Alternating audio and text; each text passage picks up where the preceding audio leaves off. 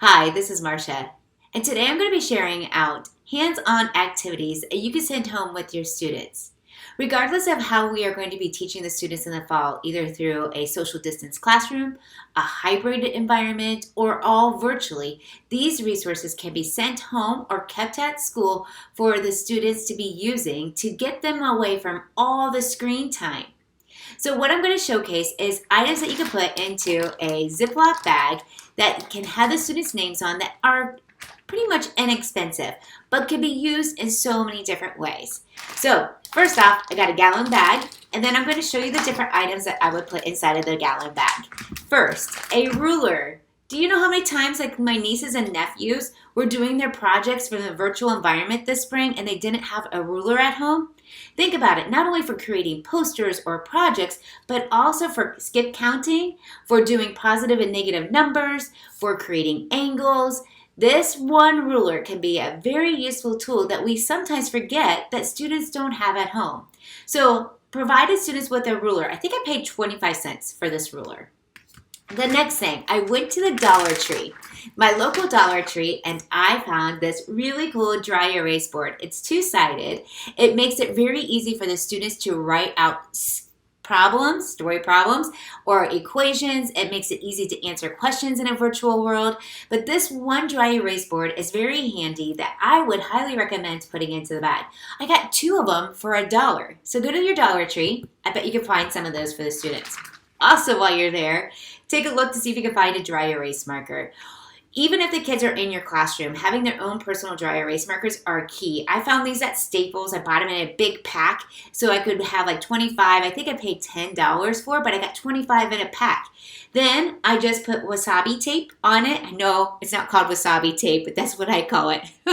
My nieces laugh at me. But anyway, I put tape on it so it represents that each one of the students in their marker. So it identifies it so they have their own personal dry erase marker. While I was at Staples, I also thought about ways that I could use Post-it notes. Giving the students their own stack of Post-it notes is key because they can be leaving exit tickets, they can be interacting with gallery walks. It's their own personal Post-it notes. It's also good for interactive notebooks. Great way to have this. Plus, if you're a Post-it note fanatic like I am, did you know that there's a Post-it note app? The Post-it note app, I'm pulling it up on my phone so you can see it, is free, and you can go in and actually have the kids have handwritten notes that you can kind of see, and you can group them based off of the Post-it notes. You guys, if you haven't tried the Post-it note app, go get it. It's so worth it. It's one of my absolute favorites that I always have on my phone. Okay, so far we've had a ruler, dry erase board, a dry erase marker, and Post-it notes. If you stop there, that is a really good start to get the kids going. But I'm going to keep going, and I want to show you some other things I would add into my bag of resources that the students can use to avoid that screen time. Number one thing is when we're learning in any blended learning environment, time management is key. So what I did was I found really cute, inexpensive timers. This is a 10-minute timer. This 10-minute timer can be used so kids know how much time they should be spending silently reading in a studio or an activity. This is just a really handy timer that you can give to the students so that they don't have to pull out their phones or they don't have to open up a screen. Inexpensive, great way to really just help with time management during the blended learning environments. Another thing that I would send home would be their individual tub of PlayDoh. Now again, this could be used in your classroom. If we have social distancing classrooms, we want to make sure they have those different resources. So this is just a mini tub of PlayDoh. I like it because it's user-friendly. The kids can build settings, characters. They can reenact different time periods of history.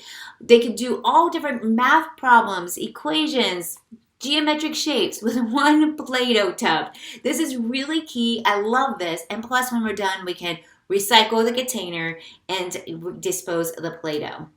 Plus, no more sharing germs. Another thing that I would add into my bag of supplies would be a deck of cards. A 50-cent deck of cards is really helpful, especially for math. I use the Everyday Math program when I taught 2nd and 5th grade, and these were just always part of the math curriculum. Yesterday, while I was working with a teacher, she's like, wow, I can have the 8, the black 8, and the red 8 be a positive and negative integers, and the students would subtract to see what they would get. So, of course, this would be 0. But they could be doing all kinds of math games. But did you know there's hundreds of ways to use a deck of cards in social studies, science, language arts? Just go Pinterest search it. There's tons of ways to use cards in your next lesson for the students. Okay, the next thing I would add. When I was at the Dollar Tree, oh my gosh, I'm so excited to share this. When I was at the Dollar Tree, I found mini Jenga. These are just the cutest little things ever. One set had, 50 pieces. So I'm like, kids don't need 50 pieces for a Jenga. So I divided it in half. Each student would get half of the Jenga pieces. So here's an example of how you would do Jenga in your virtual, hybrid, or social distancing classroom. So what it is the Jenga pieces are set up. The students are going to play a game where they're going to pull out a number. This one says 20. So either A, the students are going to answer question number 20, or they're going to do all even numbers, or they're going to skip counting at 20. You guys, there's so many ways to use this one Jenga set by just numbering it for the students. The students will then have it, and you're going to say, okay, get out your Jenga set. You are going to virtually play a game with your partner. All right, you got number 14. You answer question 14. Or these are also really good building blocks. You could actually set it up where the kids are building things with these little mini Jenga pieces. Rube Goldberg, anybody? All right, the next thing I want to share out is, again, when I was at the dollar store, I found dry erase dice. These dice are so cool. I could just go in, have the numbers, and I can actually have it dry erase. This is an idea I thought about for social studies, thinking about different decades. And as we're teaching about decades, I thought it would be like, the 10s, the 20s, the 30s, the 40s, the 50s, the 60s. What was going on during those time periods? So I have the different decades, the students would roll. I got the 20s. And then on this die could be different people. So women, men, president, politicians, any like social workers. They would roll the dice. And so they rolled the 20s, and women, they would talk about the women during the roaring 20s. This teacher also had it set up where there were different variables or questions the students would roll for learning about slope. Dry erase dice are a really good way to, one, encourage students to come up with their own little choice activity, or two, you could customize the dice on the fly for the kids. So definitely, dry erase dice would be one of my items I would put in there. Speaking of dice, I would also put in just regular dice. These can become variables. These could be counting. They could become all different math problems, but I actually like to use these for what we call a roll-in chat. These roll-in chats are where you roll the dice and the kids had to answer a question or a scenario using the dice. Definitely go to my website. I'm going to have some sample roll-in chats that I use for social studies, science, language arts that you can pick up that would be very handy for you to use during one of your blended learning lessons next school year. All right, last but not least, one of my absolute favorite things to put into the bag of supplies for the students to go home or in my social distancing classroom or even just my blended learning classroom are Wicky Sticks. Wicky Sticks can be found in some restaurants now, and they are replacing crayons. I like this because it gives alternatives for kids who maybe are just done coloring and they want to do something else. Wicky Sticks are wax-covered pipe cleaners. They stick.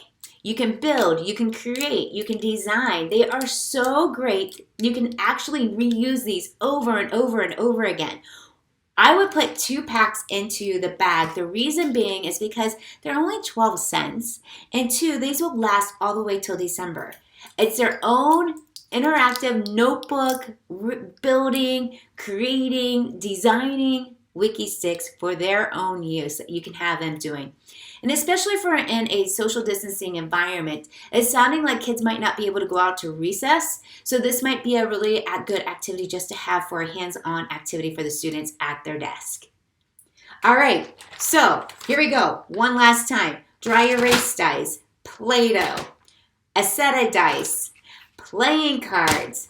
Don't forget about your Post-it notes, a timer, dry erase marker, a dry erase board that makes it very easy if you're in a virtual world to communicate with those students, a ruler, and of course, my favorite, Wicky Sticks.